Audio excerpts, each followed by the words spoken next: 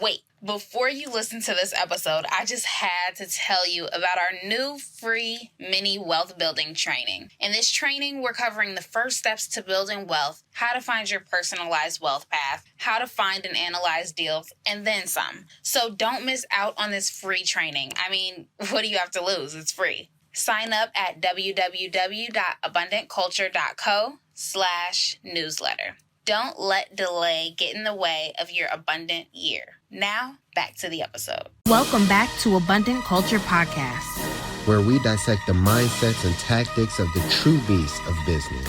People like Gary Vee, Grant Cardone, and Warren Buffett. All to create a blueprint to experience life more abundantly. Hey everybody, it's Joe here. Welcome back to the Abundant Culture Podcast. We're so glad to have you back again this week. As an entrepreneur or a business owner, we know that at some point in time, there's going to come a time where you want to borrow money for some type of purchase. Maybe it's to purchase a home, maybe it's to purchase a vehicle, equipment for your business, or maybe to fund a new location or working capital. Regardless of the reason, there are literally 1,000,001 reasons why anybody will want to borrow money from the bank. Now, the problem is that a lot of people don't necessarily understand how the banking industry works, and they end up making decisions that don't really serve them because we lack understanding about the banking industry. Even I have done this. But in our network, we actually have a really good friend who is a part owner and investor in a community bank, and he's going to be talking to us about the ins and outs of the banking industry, how the banking industry works, what the average profit margins look like, and how a lot of banks are different. They specialize in different things. Some banks are better at other types of lending than other banks are. And we're going to figure out what is the best bank for you to actually bank at as a business owner or entrepreneur. So get ready to listen to and learn from our good friend, Roy Schultz. Hi, Adam, and thank you again for coming on to the Abundant Culture Podcast. We are really excited to have you today because you've provided us with so much knowledge and value already. So we know you're going to provide all of that and more for our audience. But before we get into the meat and potatoes of the podcast, we have to ask you, what is your backstory? Like, how'd you even get into business? I got into business because I read a book called Rich Dad, Poor Dad. Strange enough, right? Yeah.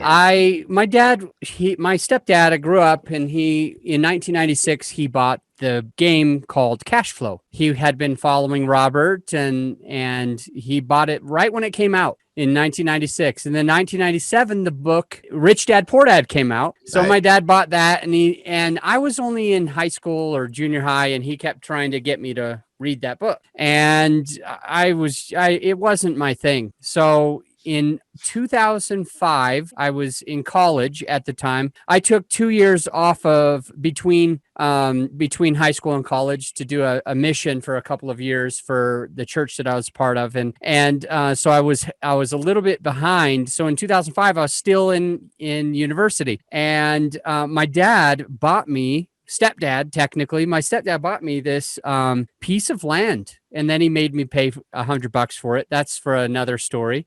It was a tax situation. Apparently, his CPA wouldn't let him give it to me.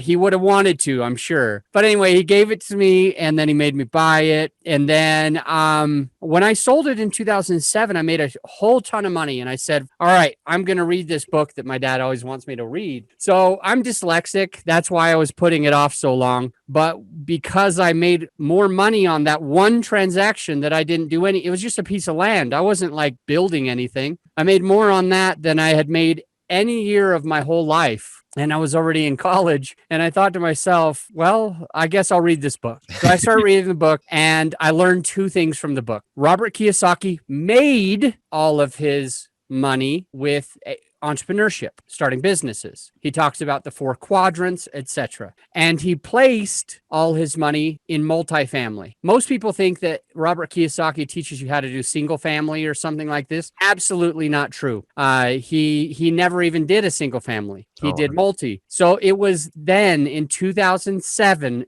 that's the part of my backstory that I was like, I'm going to do just entrepreneurship. I'm going to stop working at restaurants. I'm going to not become a teacher. teacher because I was going to school to become a teacher. So I got my education degree. I was like, I'm not going to be a teacher. I'm just going to do what Robert teaches. So I started a handyman company, and I kept reading that book, and it told me that I needed employees and I needed to get out of the business. And I'm like, I'm going to do my best. So I got 13 employees, and I started making like 20 grand a month. And I was still in college at the time. And I was netting after all expenses, 20,000. And I just remember thinking, like, if I was going to become a teacher, this is what I'd make in a year. So I was like, every month I was making my annual salary. So anyway, that was 2007, by the way. So there's ups and downs, because 2008, 9, and 10 and 11 did happen to me also. But that's how I got started. That is absolutely awesome. It is. That's the first time I actually like heard like the full start story. Like, that's awesome. Like, I'm jealous that I didn't have my parents get me land and teach me real estate, because that is just amazing. Yeah. So one of the things that I was really curious about is when, kind of like you said, 2008, 9, and 10, 11 happened, just like it happened to a lot of people. How did you navigate that as an entrepreneur? Like, what pivots did you have to make, or did you have to make any pivots? I made lots of pivots, and they weren't all good. I'll try to sum them up, though, for your listener. Pivot number one, which was bad. I owned a multifamily that I purchased in 2008. And this was after my company in 2007 was around for about a year, and I was just doing great. And so I purchased this property because I'm trying to do everything Robert says. And the first thing I purchased it, and there's already tenants. So here's what I'm thinking. Great. I don't have to do anything. I've already got the tenants there. It's already cash flowing. Perfect. So I didn't go seek an attorney. I didn't go hire a property management company. Those are two big mistakes that I made. I said to myself, I don't have to spend this money right now because it's in a great spot, and I'll just cross that bridge when I come there. And I would suggest to the listener, when they buy their first rental property or their first multifamily, that they make sure that they have a property management company. I said to myself, as time went on and my tenants stopped paying and they were unable to pay and they were losing their jobs and not having as much income, I said to myself, I don't care who I get. If they can breathe, they have a heartbeat, and they tell me that they can pay me, that's perfect. I don't want to spend $35 extra on some background check. And so I just let whoever come in who said that they were going to be fine. And I had a couple people that couldn't pay. One person that ended up going to Vegas and getting shot and still owes me to this day like $7,000. Wow. And long story, this other guy that was a roommate, a housemate, he had his own room, but in my 3-bedroom apartment, he disappeared and he wasn't paying his rent. And I wanted to give him as much privacy as possible. So I was just like going until I was in a place where I was hurting. I was like, man, I haven't been making 20 grand a month lately. Nobody's been paying me rent lately. Probably because I didn't have an attorney and a good contract and a property management company that knew how to evict, when to evict, and just made all these mistakes because I felt like I was in a position where I just needed some money, right? I needed somebody to come in, and spending extra money on all those other things didn't make sense. But that's the exact opposite. I did the exact opposite what I should have done. Anyway, this guy, he disappears. Don't know where he is. I'm like, what is going on? Where is he? He's late on his rent. He's not answering his phone. And so I get nervous because his door was locked. I never checked his door for weeks. And then all of a sudden I just was like, let me just see if he's dead inside my house, and I have to figure something out. So I went to try to open the door, but it was locked, and I was just like pacing back and forth down the hall. What should I do? It would be really bad of me to go in, but he's not paying rent. This is really hard on me. What if he's dead? Like, he should have told me. So I break in to the room. When I say I break in, I had to get a pin to push that little lock thing from the other side. I broke in with a little pin, and I see drugs on the floor, and it freaks me out. He's not in there. He's not dead, luckily. But I found out later that he was in jail at the time for a few weeks. And I made one huge mistake. This guy came by and said that he was that kid's uncle, and that the guy who was in jail, my housemate, the guy who was in jail needed some of his stuff. So the first time I was like, no, I just got to say no. The second time he's like, dude, he needs me to get this, and he can't call you and tell you that because he's in jail. And I'm like, fine. So I let this guy in the second time, and he goes in. I don't know what he gets of the guys, of my housemates, but the housemate was furious with me when he got out of jail, because whatever that guy stole, it was expensive. And I totally messed up. But I was like, I'm that type of person that in general just wants to believe everything that you say. And I believe that you're going to pay me. I believe that you're good. I believe that you're really the uncle. I believe that you have a job. So if I would have just got a property management company, I think I would have solved everything. If I would have just made sure that I had an attorney on my side, that I was paying $300 one time, which seemed like a ton of money. $300? Like, are you serious? That's what I make off this whole property every month. $300. That would be breaking even just to get a contract. So I didn't do it. And because of that, I lost thousands and thousands and thousands of dollars. So I ended up 2011, just fast forward, in Utah, where I owned this property. In 2011, the market started, it was at its worst in Utah. 2009 to 11 was horrible. So I actually had to sign over the property back to the lender, which I started a podcast called Creative Real Estate because I used to do a lot of creative things. And in this case, I had an owner financed property. Mm-hmm. And so I had to call the lender, and it was embarrassing. I'm still embarrassed to have to mention that this person, a lot of people in the real estate space look up to Adam Adams. They think that I can't make mistakes, and it's hard to admit that, oh no, I've made lots of mistakes, and some of them have cost quite a bit of money. Yeah, I think that's the case with pretty much anybody who is an entrepreneur, business owner, investor, whatever it may be. I feel like, that precursor to success a lot of times is really, really huge mistakes. And sometimes it's funny because you would think that like the mistakes you're going to make are the mistakes that like literally everybody will make, which I think there's some truth to that. But sometimes it's like the mistakes that are like small, that's like you feel silly talking about it, as your future self. And I totally have mistakes like that. And I haven't been in business for as long as you have. So I understand where you come from, because I am cleaning up some of those mistakes currently.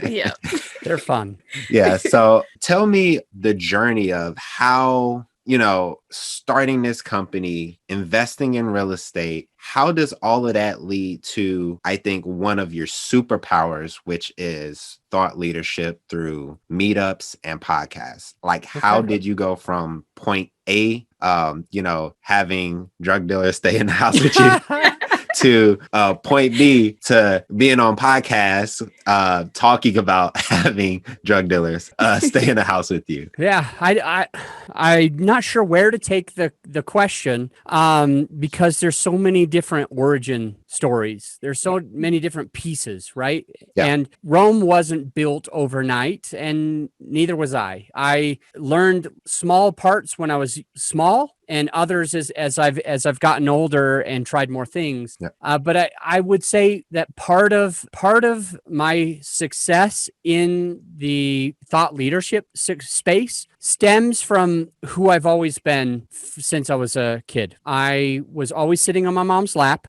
till I was 15 years old. And then I was always with friends and my girlfriend, or whenever I would have, a girlfriend to be dating someone.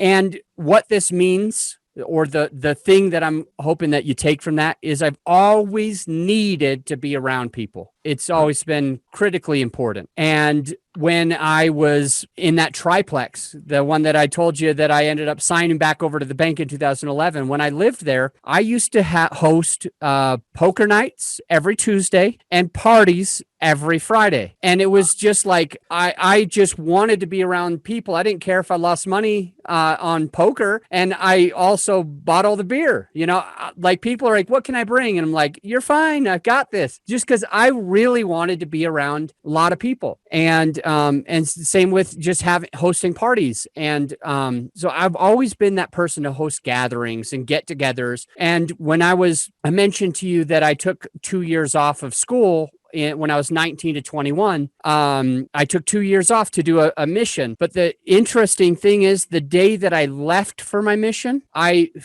set a new record at that church building for the most amount of people to be inside the church at the same time. And when I came home, I set a new record again for the most amount of people to be in that building at the same time. And it's not because I'm famous or something like this. I just truly care about people, and it's easy for me to get a relationship with somebody. And I remember random details about like everybody.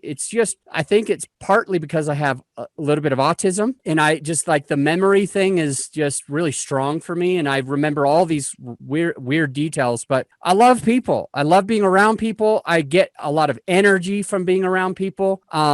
And so that's where it stemmed. So then fast way forward to the second part of this question, where did this all start? Is when I just started a meetup. I started a meetup because I was new to a city, Denver, and I didn't know anybody, and I wanted to know people. I also wanted to do more stuff in real estate. So I started a real estate lunch club, and I did it weekly because, I want to be around people a lot.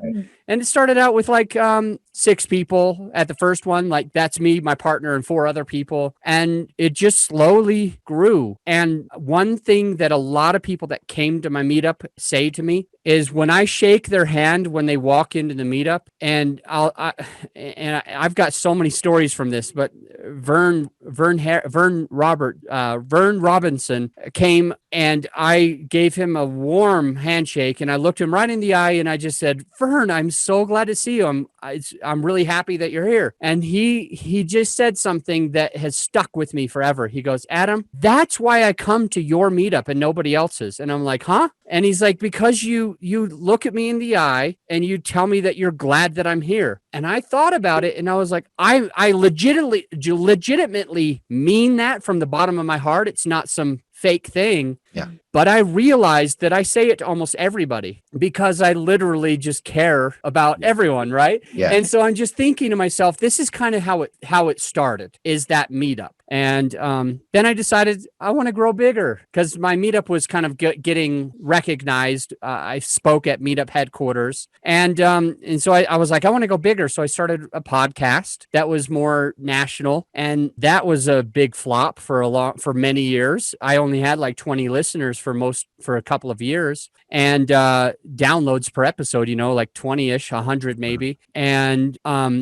it took me a long time to figure out how to grow the podcast, but I finally learned how to grow a podcast, and then people started coming to me and asking me how to grow theirs. So I hope that kind of gets you where the answers. Okay. Yeah, for it sure. does. And I think it's really cool that I think part of what your success really boils down to, based on what that guy was saying, is just your level of authenticity and legitimately caring about people. Like we were talking about that the other day because we got on a call, I think it was like a week or 2 ago, and I was like, man, Adam was like really curious about like the coffee shops. Like nobody ever really asked us that many questions like at the beginning of a call, just to like usually it's just like, oh, how's it going, and then you just continue the conversation. It sucks today, it's probably gonna be cool tomorrow. And I bet you I could give you every detail of that of what's going on with your coffee shops and that at the train station and why you got to be there and what times you're open. I remember it all because like when I ask, I'm trying to like understand you better Yeah. and what's happening. And like that comes naturally for me to care and to be able to remember those things and line them all up. But anyway, I thank you for saying that. I care about you both very, very much. Thank you. We Thank care you. about you as well. So when it comes to thought leadership, whether it's in the form of a podcast or in the form of a meetup, in your opinion, from a business perspective, why do you think having a thought leadership platform is important? Because I think I heard you one time that I think you said something along the lines of, we were on a mastermind call and you said, oh, I would like to see all of you start like a podcast or YouTube channel or a meetup or something along those lines. And you seemed really passionate about that when you stated that, regardless of where somebody really was in their career. So why is that important for you? And why do you think it's important to business in general? Well, I could take this two ways. So as far as podcasts, I think of podcasting as one of the three pillars. I think of thought leadership as one of the major three pillars that you need to be able to be successful in business. And one of those things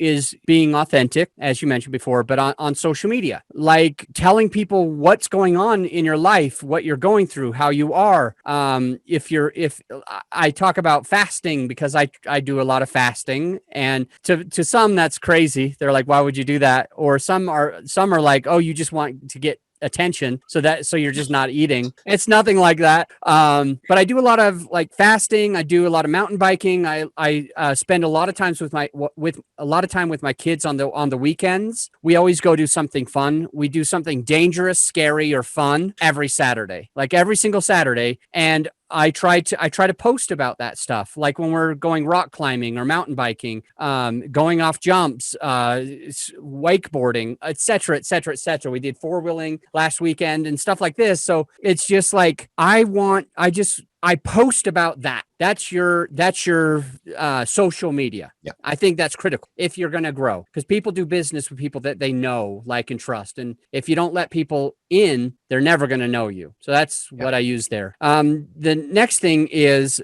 meeting in person. So you can have a storefront, you can host a meetup, you can go to dinner with your perfect avatars.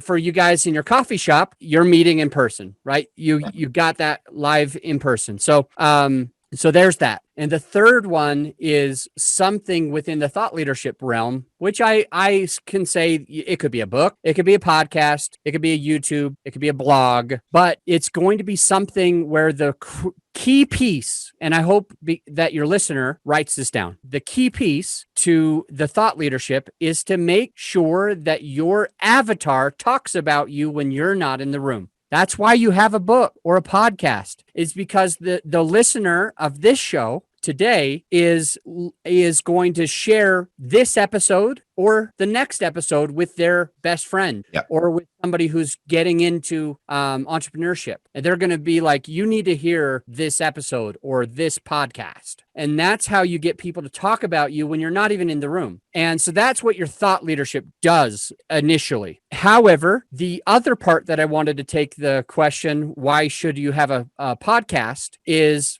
going to share like the key things that I get from having a podcast. And the first one that I'm going to share with the listener is going to be something that they never heard before. And both you two that are hosting this show, you probably didn't even expect it, but you're probably just starting to notice it and realize like how powerful having a podcast is. And what that is the interpersonal connection that you make with your other guests. So you bring on one awesome person after another, and because you spend 20, 30, 40 minutes with some rock star person, and you can pick their brain about whatever you want, but you start to actually develop friendships. And so really, because of my podcast, I have Hal Elrod's cell phone number. And on his birthday, I text messaged Hal, a happy birthday, brother. And he said, thanks a lot, Adam. And I'm thinking to myself, like, Hal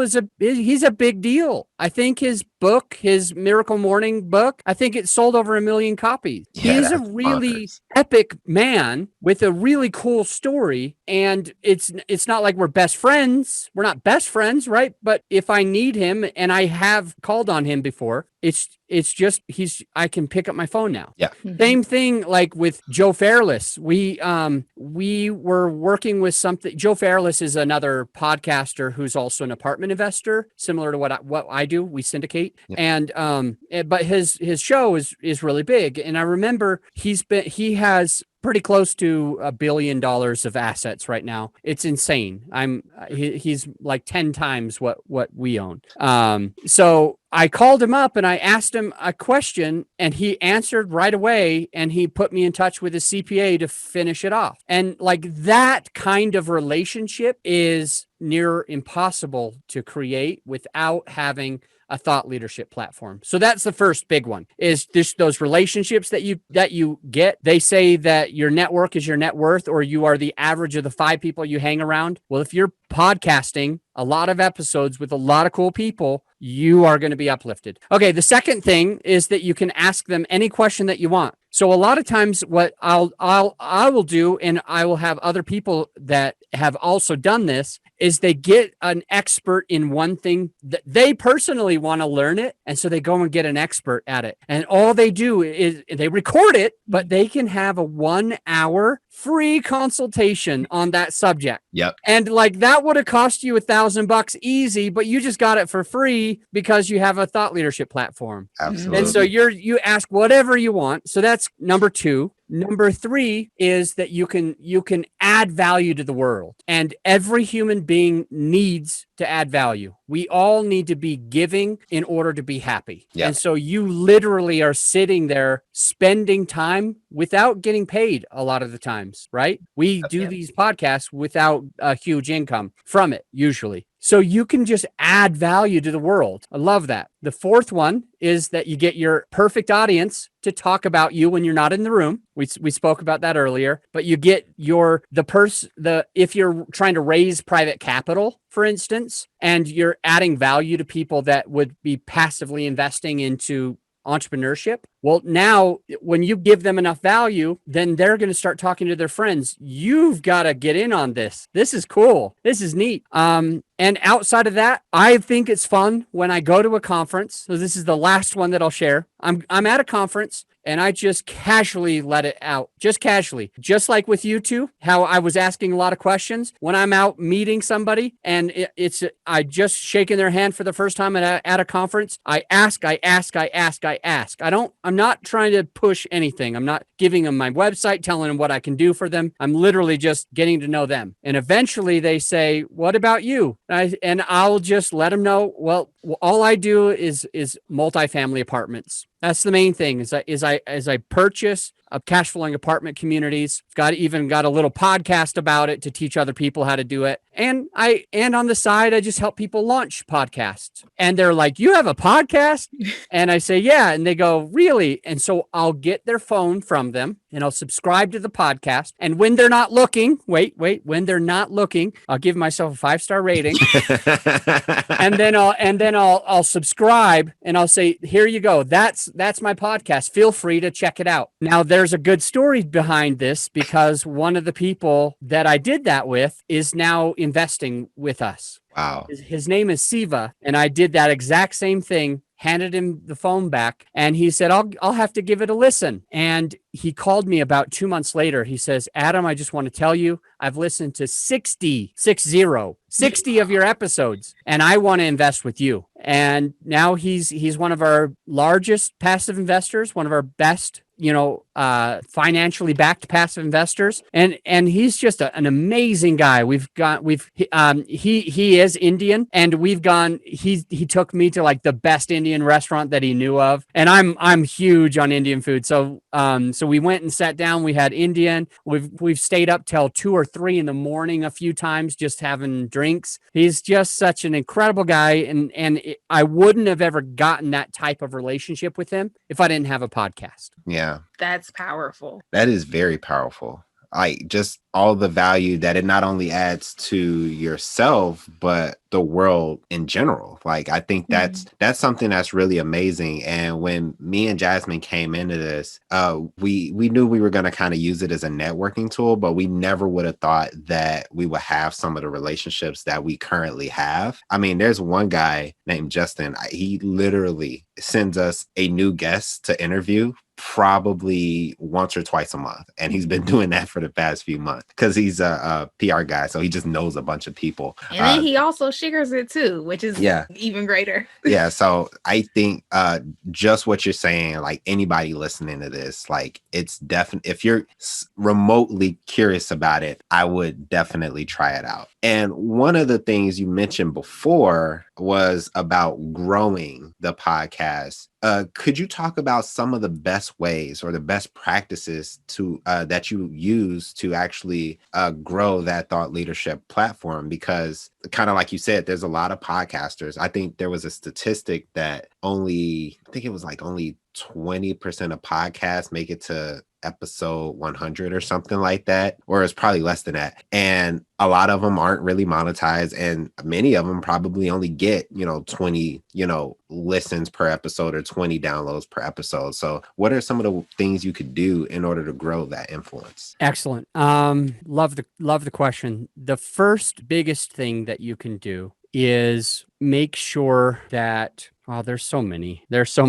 I would say the first thing is to launch it right, to just have a really solid launch. And when I say launch, that is incorporated with so many different factors. Making sure you're even speaking to the right audience is huge. So like before you ever have a podcast, you need to understand that you're speaking to the right audience. And in general, that should be your perfect avatar. And I've said avatar a couple times. That's really just your ideal client. Yep. Now, if you're wanting to raise money, then you want to help people that are wealthy and busy, and you need to be able to help them to be able to place capital in something where they don't even have to think about it. If you have a coaching program where you're trying to help others grow, then if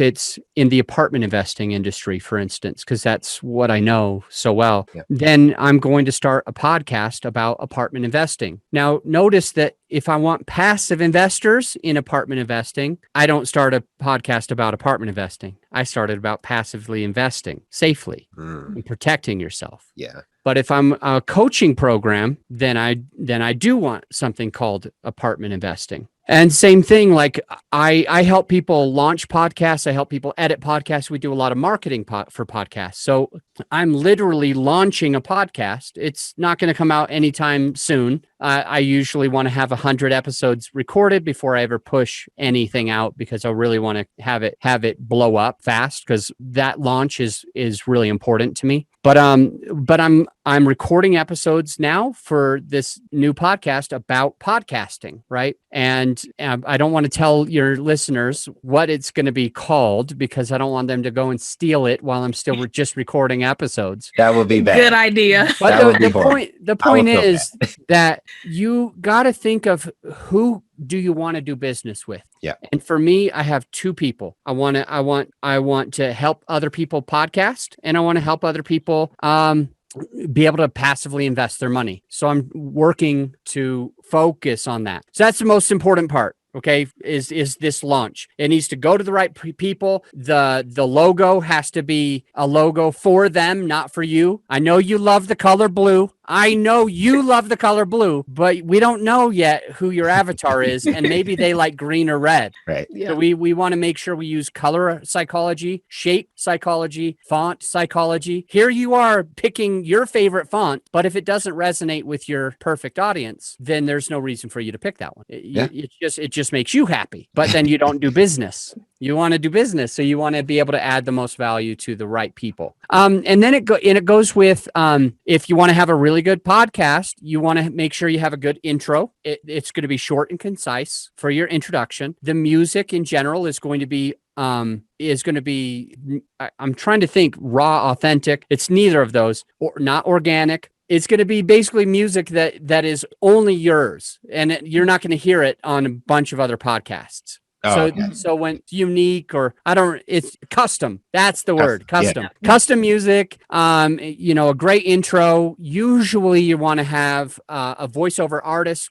create the intro, and you're going to also make sure that all of the content that you have directly benefits your avatar. So, for example, I get interviewed on lots of podcasts. Grateful to do that, and many of them are apartment investing podcasts, and many of them have me coming on to teach how to operate deals, or how to manage a deal, or how to raise more capital, or how to start a podcast. And I think that's crazy. I'm like, why does this apartment investor want to teach other people how to invest in apartments and raise money and start podcasts or whatever? If that person's main avatar is a passive investor, they should probably be asking questions about other passive investors, not other operators, Yeah. other passive investors. And anyway, so these are all huge things. Now, once that happens, we need to just make sure that we blow it up. We need to put it everywhere. So you're gonna want to do like Facebook ads when it first starts. Those first 8 weeks are pretty critical. And so once you're past the first 8 weeks of a podcast launch, some of these things change a little bit. You still want to do them, but they're not going to get the same type of traction as they will in the first 8 weeks. That's why I was just on the phone with somebody today. His name's Chris. He's starting a podcast about self-storage units, Chris with a K. And so I was literally just talking to him right before I got on here. And we were talking about this launch, and he was about to launch a podcast. And I go, wait, before you do it, at least let me kind of coach you through some of this, because if not, you're going to have 20 listeners because you did it like 99% of the people out there. I want to help you do it like 1%, like the top 1%, because when my clients do it like the top 1%, they get top 1% results. They end up having 100+ ratings and reviews. They end up having sustainability. They end up having listeners. And so, like, when you're doing this without listeners, you're going to like quit, most likely. Yeah. But when you have a lot of listeners, it motivates you to see yourself grow, to see the podcast growing and touching more people. So that comes with marketing. Comes with what you do with your email list. It comes with one-on-one phone calls. This is a giant one that anyone can take away, that's worth thousands of dollars. Just hearing this one thing I'm about to say. You call up all of your friends and family and let them know that you started a podcast and you need their help to get some ratings and reviews, and you'll wait on the phone right now until they're done. Oh my gosh, that was worth thousands. I don't care if this podcast was 2 hours long and your normal salary is $2,500 per hour. I just paid for your salary to listen to this podcast by just telling you that one small thing. It makes a world of difference. So a lot of other cool things that we could go into, but I'll let you ask the questions. Absolutely. And I think the really awesome thing about some of the tips and advice that you give, it's very practical. Like it's always, I think as entrepreneurs, sometimes we look for like, oh, what's the secret sauce? What's the algorithm? What's the thing that we can hack? But a lot of times it's like, did you personally message that person and ask them to give you a rating and review? It's like, no, like what, like why would I do that? it's like that's what you wanted. And sometimes it's as simple as that. And I think because you're so authentic, magnetic, and you love being around people, I think you just pick up on those things naturally. Whereas somebody who's maybe like the numbers guy, very introverted, might wonder like, well, how do I get all those reviews? It's like, you ask for them. So I think your approach to pretty much everything that you do is very obtainable, just as long as you're open-minded enough to listen to it and actually act it out, because you haven't necessarily said anything that takes 10 years of practice to get good at, if you have the right guidance in that direction. Yeah. So one of the things I wanted to ask you is, in your opinion, if somebody had to take away one main thing from this podcast episode in regards to maybe launching their own podcast, what would that takeaway be? Well, one of the biggest takeaways that is practical is you got to understand your avatar. I would venture to say at least 9 out of 10 new podcasts that come out, the person launching it is clueless to who they're really serving. That was us. Yep. And when you have that happen and you're adding value to the wrong person or the wrong audience, you're not attracting the right one, everything else you do with the podcast is pointless, in my opinion.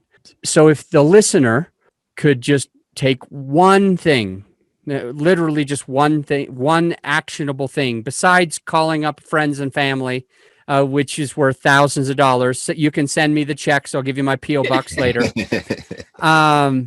It's just making sure that you understand exactly who your avatar is. Absolutely. If you do that and you serve them well on your show, you're going to explode your business. You're unstoppable. So I think that that's critical. And for anybody, you mentioned you said something to the effect of, not some of us are more introverted or numbers people. My company, we do the marketing for you. So if you're like a numbers person, you don't want to get out and make all these phone calls or publish it all over social, we can do that for you as well. So just want to throw that out. Yeah. So awesome. Yeah. And just so everybody knows, I'm actually going to be working with Adam very soon on either a relaunch of my podcast or a totally different kind of spinoff from what we're currently doing, because we've seen talk about some of like we're going to be wrapping up in a little bit, but talk about some of the successes that you've helped people obtain launching podcasts, because you posted one on Facebook the other day and I was like, whoa. We need to hire Adam. Yeah. So, well, I've been asking permission from my clients. A lot of my clients are big names, and they've been doing a lot of really cool things, and I'm just blessed to be able to serve them.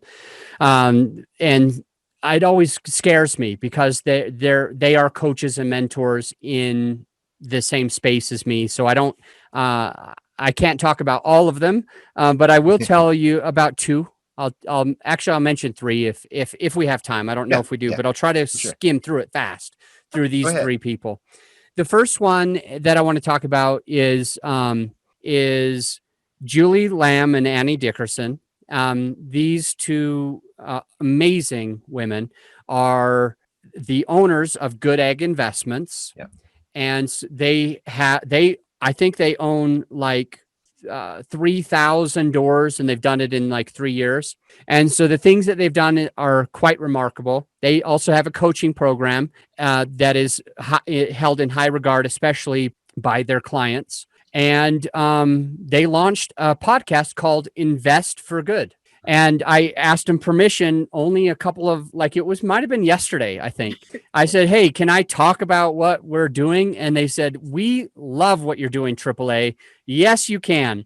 And so I was like, great. So now I know that I have a go on with them. And so where they were when we got started, we started editing their podcast, I think about 4 months ago. And we were able to take a lot off of their plate and provide lots of value for them. And all we were doing was just editing.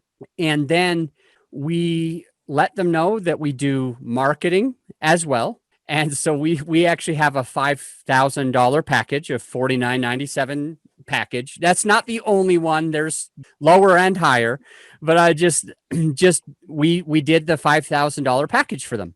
And they started at 41 ratings.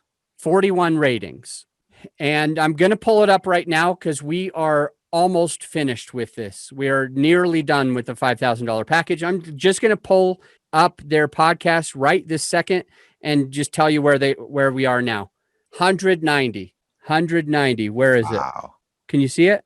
There it is. Yeah, Yep. 190. They are averaging 5.0 stars, and that's good egg investments. And we've been working with them for months, but on the marketing, we did a $5,000 package for them, and so far they are 149 ratings more than they started with. That's insane. I mean, It is.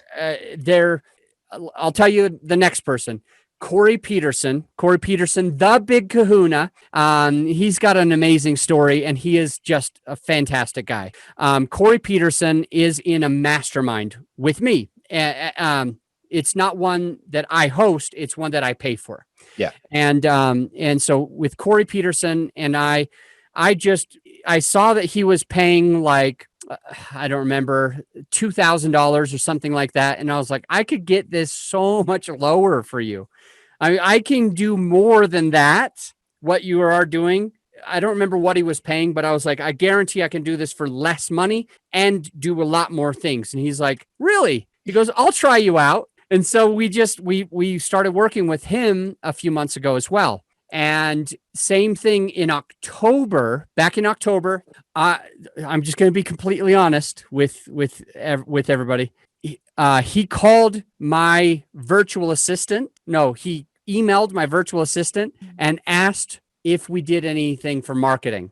At the time, we had been marketing like our podcast, and we'd been testing out lots of different types of marketing methods for his podcast and for some others. And so he didn't even know that we were like helping market his podcast, but we were testing it out for a couple of months. Yeah. And for free, I didn't ask for anything. And we measured the results, and they were measurable. They were good. And so we just let him know, yeah, we edit. We do some promotion. We're just starting really, but we've been practicing it on ours for the last year and a half. And we've been practicing it on some of our clients because we edit lots of shows. We've been just like testing things out.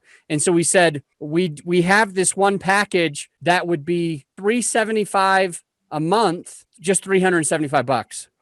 And it would give you these results. And he goes, well, I was thinking more like 1,500. And I go, all right, give me a second. I need to like think about what we would do for that. So he hired us for the $5,000 package, the same one that I told you about.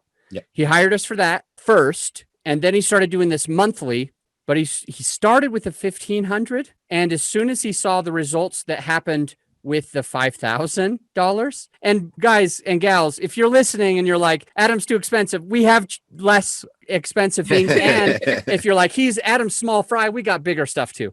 But the point is that with Corey Peterson and his multifamily legacy podcast, we added over 100 new 5-star ratings and reviews in the first month. It was insane.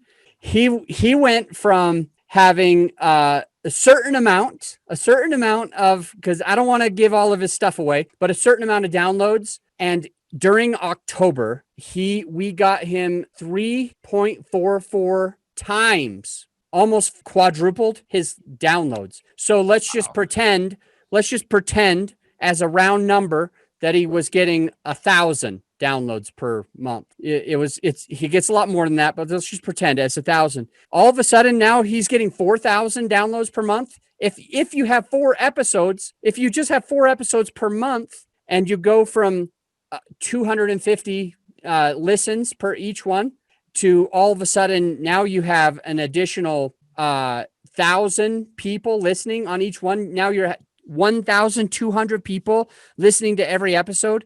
If you have a business where the listeners, and if they do business with you, that makes money for you, then like with Corey, it's exactly why he started with the $5,000 package. And he said he was going to do the 1,500. So he had already paid for the 1,500.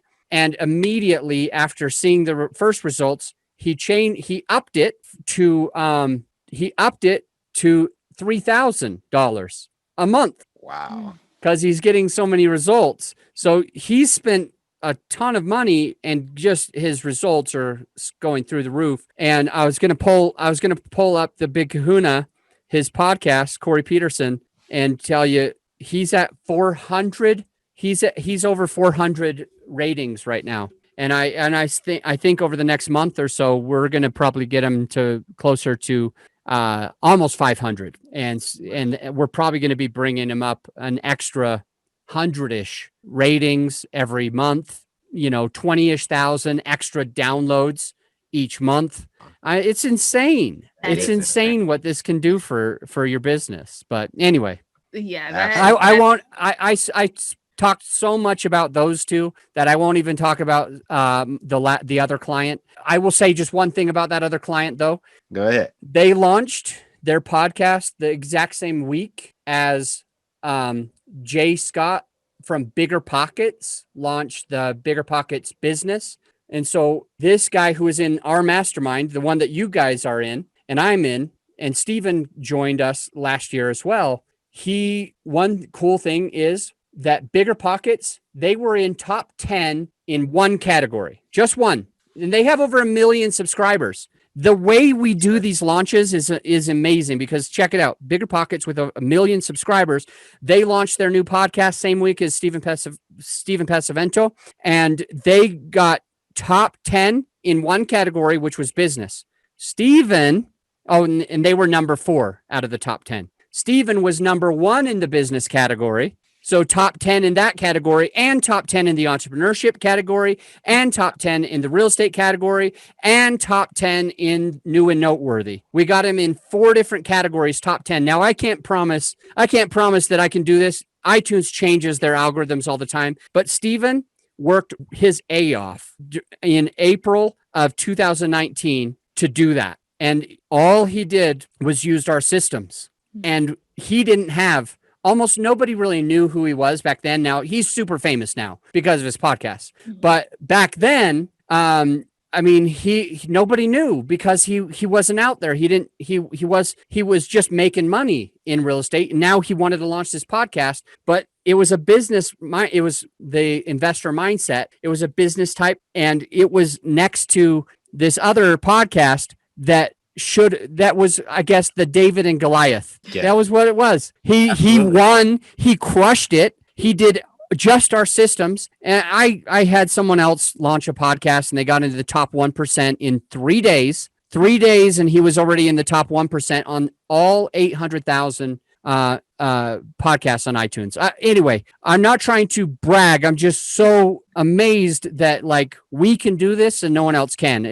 I'm so grateful that we've learned the algorithms, how to hack them, how to get people's podcasts to grow. And I could go on and on with every client because they're all seeing really good results. That is truly phenomenal. So we do want to wrap up to respect your time. So we just have 2 more really, really quick questions for you. And the first question is, we have to ask this question to every single guest that comes on the show. And the question is, how do you spread abundance? I spread abundance by going on podcasts. I probably get interviewed on 3 or 4 podcasts a week. And I just do my absolute best to just give and give and give. And so that's the main way. Other than that, I'm part of a couple little, so I don't know if I mentioned that I have a little bit of autism on this show or not, but I'm on the spectrum for autism. So anyway, I sit on the board of a little group called Dream Gap Foundation that helps adults go through and get jobs and get out of the house and stuff that have autism as well. So it's just something else that I'm passionate about. And we've raised a lot of money. I've donated money. I've raised a lot of money for them. And it's something that really brings a lot of joy to me. So That's absolutely amazing. So if somebody wants to reach out to you or your team, and maybe they're thinking about starting a podcast or launching a podcast and they don't know how to do it, just like I didn't know how to do it.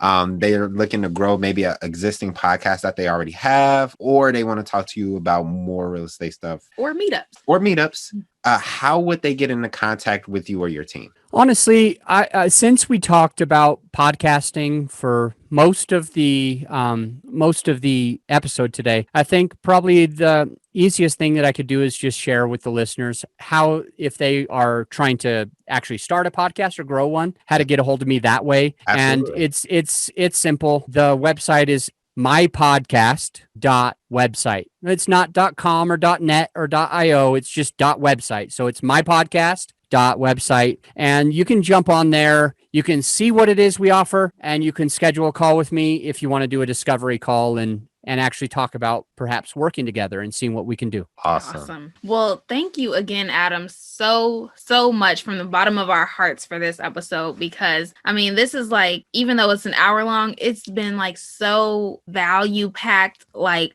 I'm sure we both learned something even more after like going to your mastermind every week. We're still learning so much from you. So I know that our audience appreciates it as well. So thank you again. I'm humbled to be part of it. Thank you. So that's all we have for today, folks. I hope you got as much value out of this as we did. Keep in mind, the only way we can improve is through constructive feedback. So remember to rate and review this episode. Also, you are not the only person that needs to know this super valuable information. So be sure to subscribe and share as well. Stay tuned for the next episode, and remember to always spread abundance. Peace.